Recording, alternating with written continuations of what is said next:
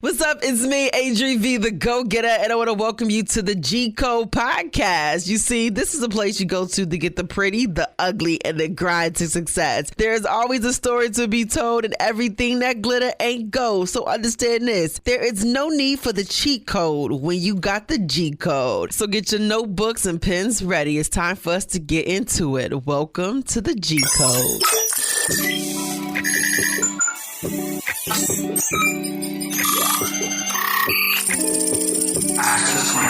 You are now listening to the G Code with ADRI.V.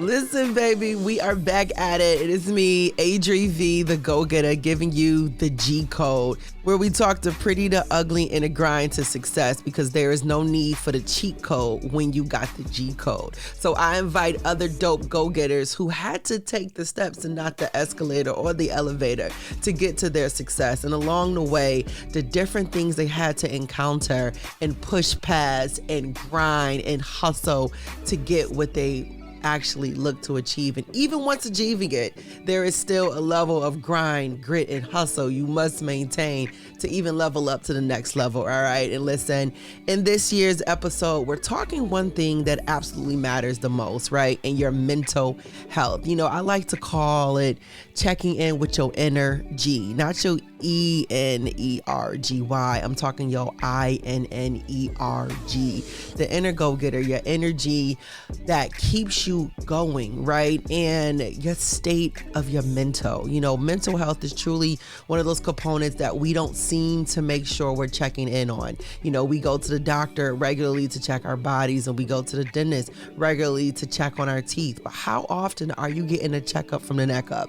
And here, of course, we're going to be giving you a midweek reminder for you to get your checkup from the neck up and checking in on your energy as we get a chance to check out the energy of others and how they're maintaining and what their secrets to success are and their G codes and how they are getting it out the mud. All right. And speaking of getting it out the mud, on this episode, I had a chance to sit with none other than one of Buffalo's kids, the Big Drum Works finest, a true man who's gone through a true journey of his own and still is pushing forward despite life's obstacles. And I'm talking about the La Máquina.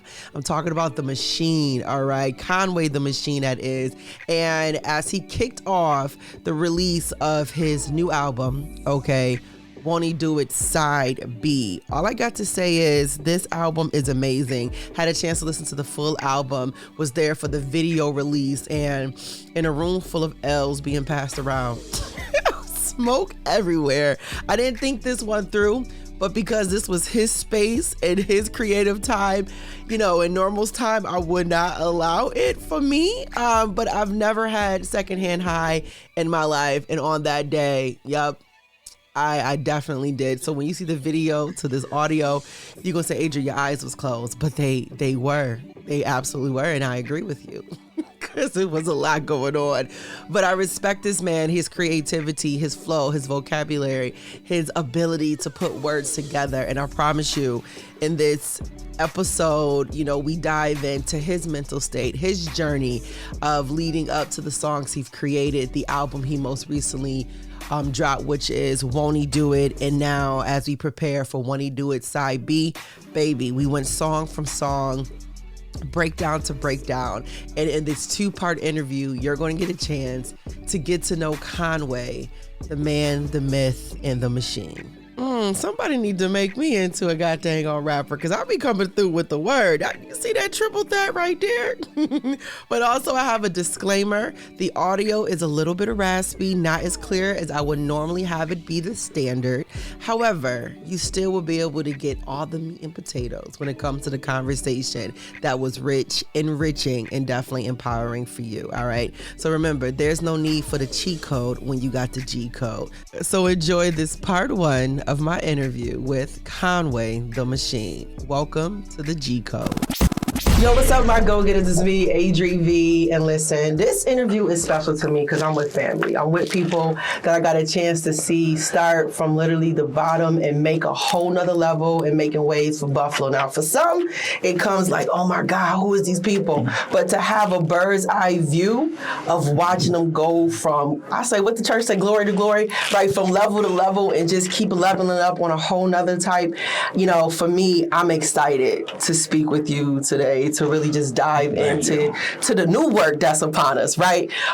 Because so many times we step into the old regime, but you've been doing this for so long and putting out so much music. I just want to make sure we keep talking about what's new, because you keep putting out everything new. So if you don't know who this man is already, you're bugging out. He's none other than a La Machina. Of course, the Machine, Conway the Machine, Buffalo's own, Griselda own, big drum work on.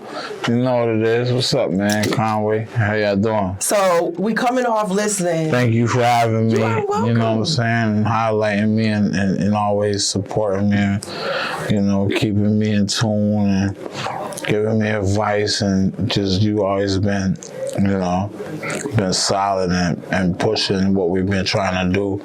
And, you know, we just appreciate you so much over here on our side. I just wanted to make that clear. For sure. It's okay. You know I appreciate you, because you about one of the few that makes music for the ladies. You know what I mean? Every record, I know I can count on that. So we're going to get into that. But, you know, I just really want to give you your flowers, you know, on a regular, because like for me, watching you really an OG go-getter. Like you're an original go-getter.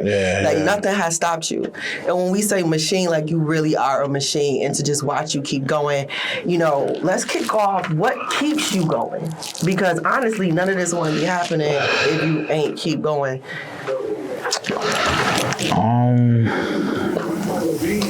Probably just, you know, me just that feeling of, you know, I haven't completed the mission yet. And, you know, the mission is, you know, creating a real wide lane for people, you know, that come from where I come from and look like me and live like me and went through similar things that I went through, have an opportunity to, you know, achieve the things that they dream about and they believe they can achieve. So, you know, that's what keep me going. I feel like, you know, the work ain't done yet. So it's, you know, J-Ski's got the song No Congratulations. It's just like, you know, hold that for a second, because I'm not done. Right. We ain't done yet. This is just the beginning. It is. You know what I'm saying?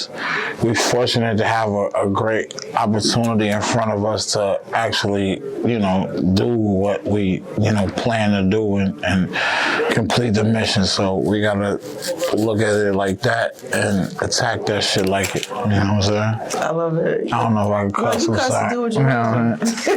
I'm sorry. This is your show today. It's a Conway takeover. It's a comment. Conway takeover. You know what I'm saying? Comment. Yeah. Listen, when you drop that for the album, we're gonna get into that. I got geeked up. I got excited. Yeah. But you know, coming from Buffalo, cold city, each and every time, and honestly, wherever I'm at, you're constantly being talked about. I'm in rooms and having meetings. Your name is coming up, right? And for me, one of my biggest flex and just feeling it in my own stomach was when I got a chance, because I'm on a voting committee for the BET Awards, right? The Hip Hop Awards. And to see your name on there for lyricists, you have no idea how like excited I was to hit and vote for you, knowing this is true.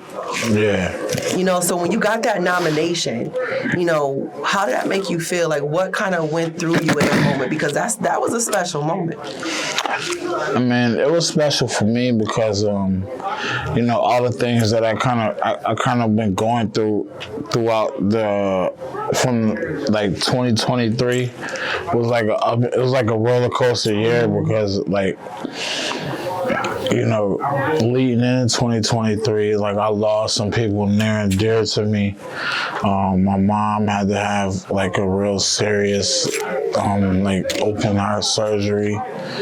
And I was just in a real, fucked up place mentally, like, you know what I'm saying? Like, I was kind of depressed and just, I've been having therapy and, I've been just doing everything I gotta do to kind of just get me back to where I'm at right now. But at that time, it was that's when I was going through that. So that's what kind of took so long for me to finish this album and, do this shit, because I was going through so much, man. People near and dear to me, it was just like, it was just so much turmoil and so much, just things that just kept me out the loop and just not myself, not in a creative space. But I feel like questioning things, just going through it, fucking up, drinking more, partying more, living dangerously more. Yeah. And you know what I'm saying? And then I just got a spark out of nowhere. And actually when my other uncle died, my uncle passed away. And I lost so many people, and it kind of had, and every time I lost somebody, it kind of had me in a messed up place. But like when my uncle passed away, it kind of like, that was like the awakening. That was the moment, and I was like, yo, I look back at his last text messages and stuff, and it's just like, he wanted me to go crazy. He wanted me to go just start blacking out and just start going stupid. And he always be like, yo, you're the best rapper ever. You're the best. This is the biggest hip hop head ever. You know what I'm saying? So it's like, yo, you're the best rapper ever, man. You had to go keep going. So when he passed away, you know what I'm saying, I just kind of brought me out of my darkness and made me be like, yo, I'm the illest. Let me go off. And I started recording a lot of these records for this album. And that's, to answer your question, stuff like that is what keep me going. You know what I'm saying? Not feeling fulfilled as far as the mission goes, to open that lane for people. My son doing music now, he on the album. That's so dope. It's like, I know that there's people that I lost that believed in me at such a high capacity. Like, yo, I know that I'm not where and what they see me as yet. So I gotta go crazier. And you have been, and you could tell with that album that I just had a chance to listen to that you really just left it in a booth. And, I'm sitting here trying to hold back tears dang near. You just took me there because I lost my mom in 2022 from breast cancer. And so all through 2022, I'm making crazy decisions. I'm drinking, right?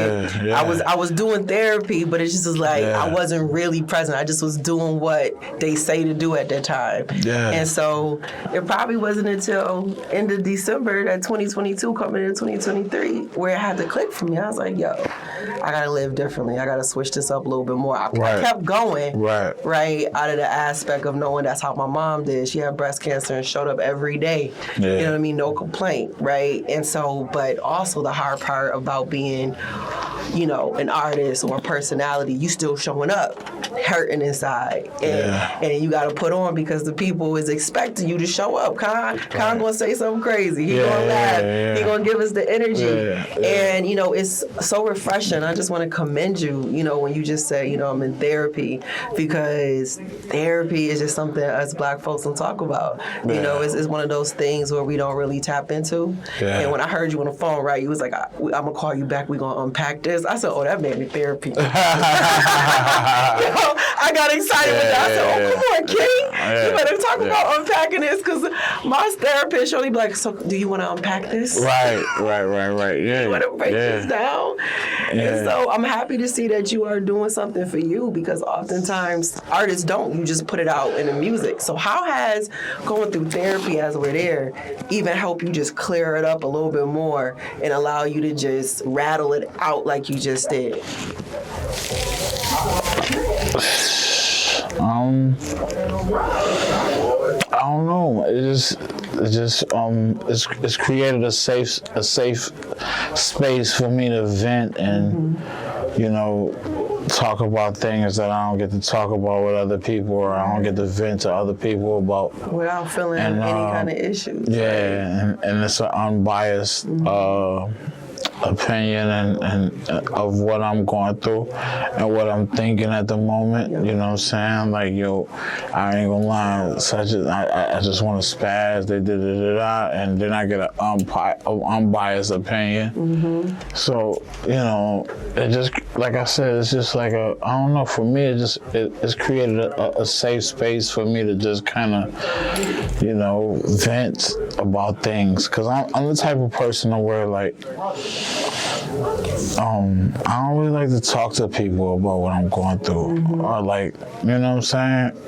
On one side, it's like I don't want to show like it's like a weakness, like okay, he bitching up, you know what I'm saying? Yeah. But on the other side, like I don't want you to think that I'm begging for or starving for attention or a savior or a bailout or anything. Whatever I'm going through, I'm going through. So I'm gonna figure a way out of it because this is my thing that I'm going through, and then I'll figure a way out of it.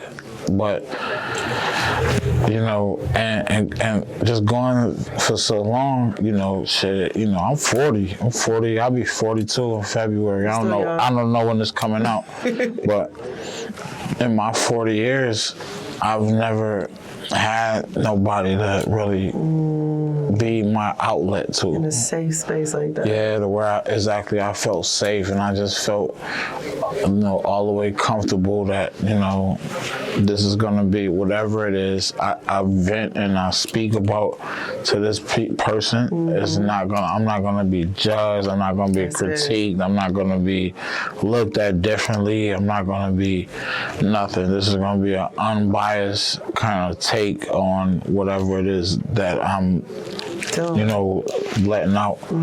So that's for me was, you know, I didn't know that how much that helped and how much that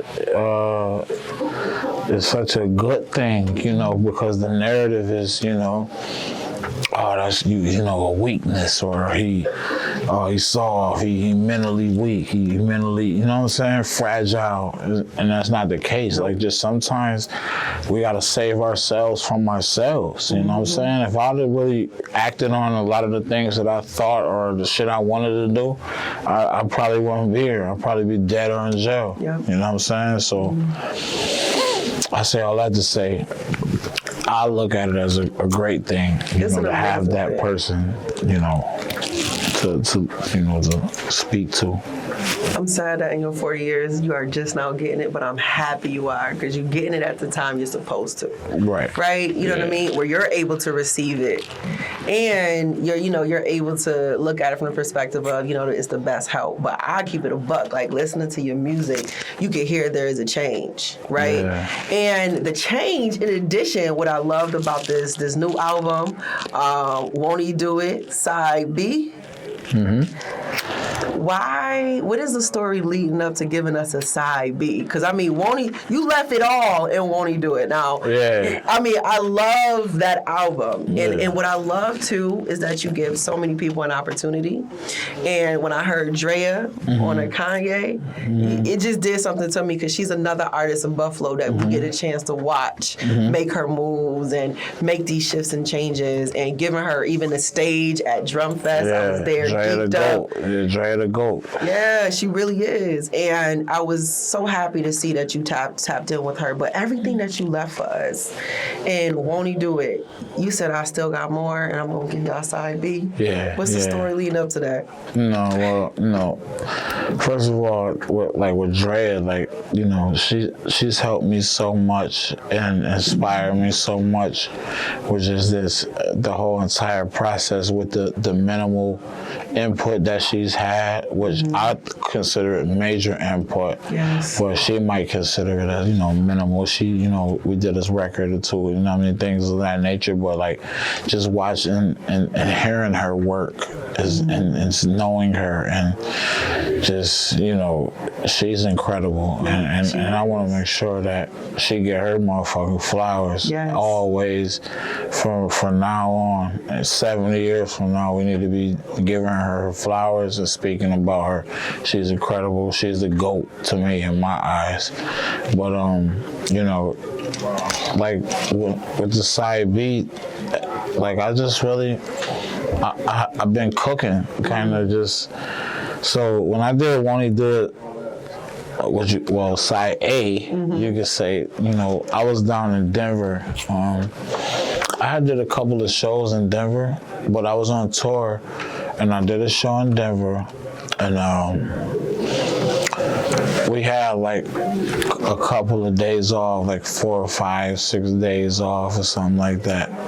And I just kind of hung around Denver because, they got dispensaries and they got the weed. And I just love Denver because it's like when you just step outside, especially at nighttime, you on your balcony or whatever, and you see it's just like the elements, just the air, just the way the stars look, the landscape, the mountains, and just everything. It's just like, man, it's just majestic to me. And I was on, so when we did that show, I had a couple of more shows, but I'm like, while I was there, I ended up finding a studio. Like somebody, I wanted to get in a studio. I found a studio. Shout out my man Rocky, he was the engineer. I just went there, and recorded a gang of stuff, and I just loved how it felt. So we had another tour, and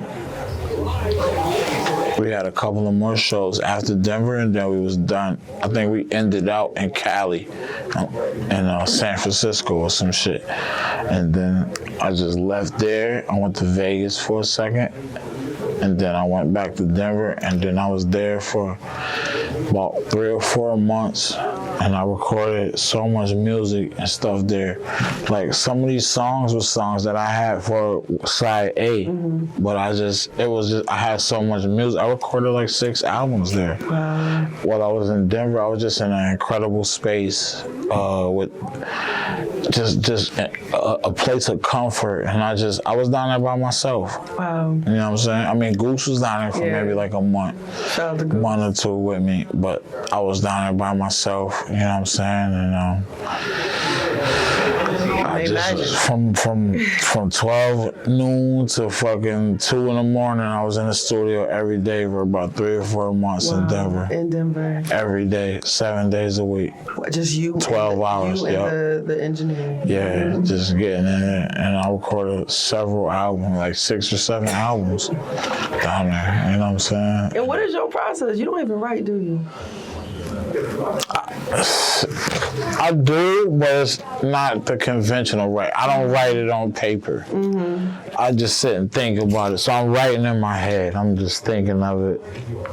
And then I go, I'm ready. I remember it, and then I go, I got it. And I thought I was something, when I just kind of glance at questions and then just try to digitally download it. But you out here busting down multiple albums. You know what I mean? And especially when we think about, the songs that I just heard. When it comes to the process, like you said, you just sitting and you thinking about it, and then you just writing it down in your head. Do you get the beat, then you go, or you already have what you want to say? Nah, I get comes in. I do. Sometimes I have what I want to say. At least I try to at least have like the opening line, like the first line or two, the first 2 bars. For me, no, not only just to do something for me, it's like I always want to, in my verses, like, I don't know, since I was a teenager, like my motto was like always set the tone, like come on swinging. So I wanted my first 2 bars and my last 2 bars to be out of this world. I kind of took that from, you know, studying and watching Jay-Z. Like if you just go to all Hove albums from the first one till whatever the latest one is, his first two and his last two is like unbelievable. It's the opening and the closing. So that be the shit that I think about. So if I'm not in the studio, you know, at a time, I'll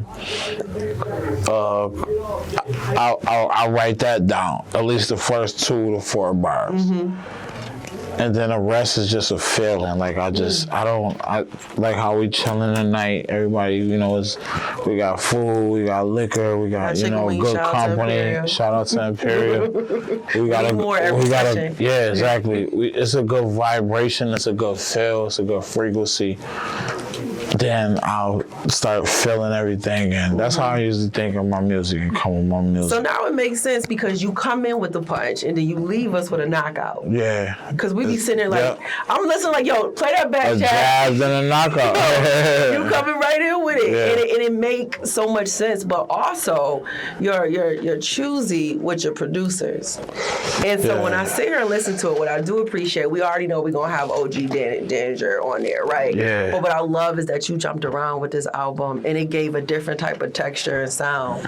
Like every song beyond the uniqueness of your vocabulary, Mr. Double Entendre. Yeah, okay?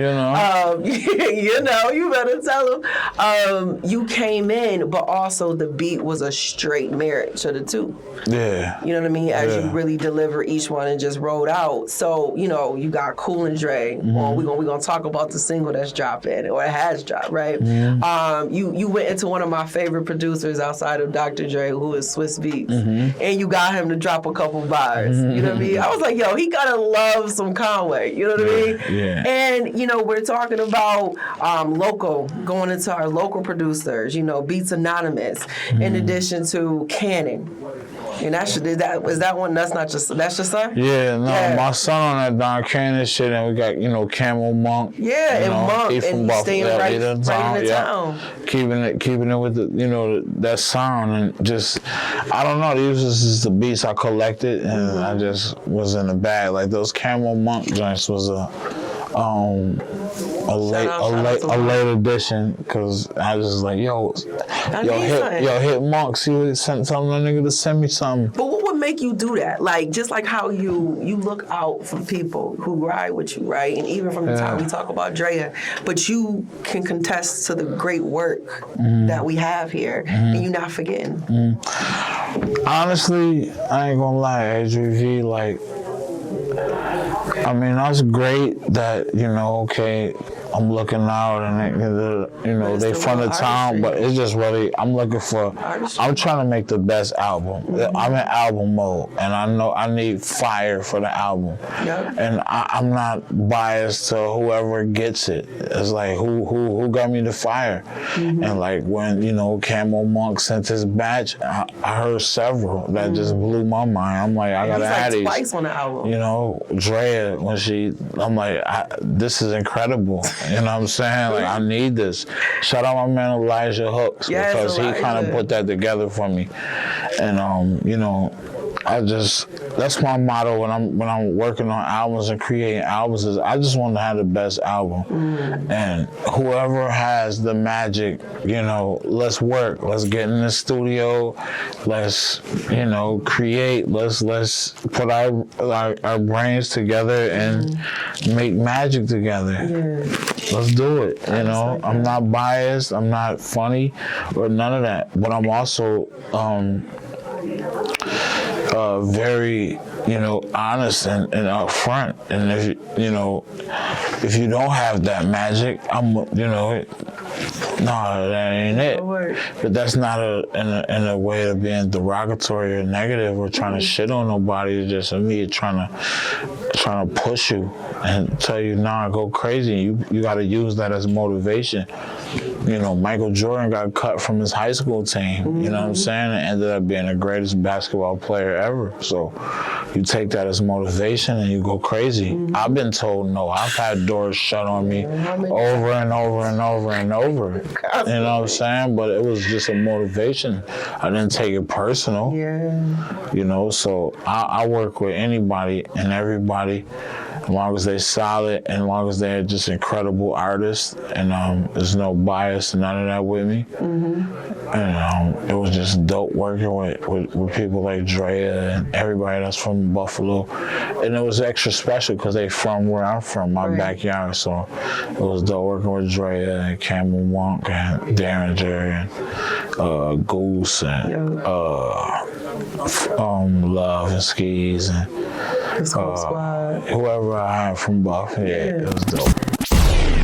Yes, as you can see, my guy, Conway the Machine, the man, the myth, the machine, definitely has been giving us back-to-back stories. But listen, in part 2, we're going to dive directly into the new album, Won't He Do It, Side B. And all I got to say is you're going to get a chance to get a sneak peek of exactly who's all on the album, the producers, and the songs, and why he decided to give them the names, and exactly the details behind each and every one of the stories within the songs, and so much more. So listen, stay tapped into the G Code, tell a friend to tell a friend, and always make sure you check in right here with me, ADRI.V, midweek every Wednesday as I give you a new episode of the G Code.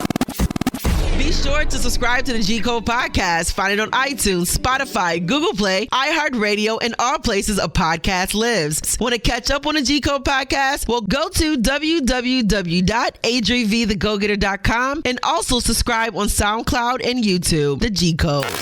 I was born in the G Code, embedded in my blood. Matter of fact, you just triggered a level orange G Code security threat.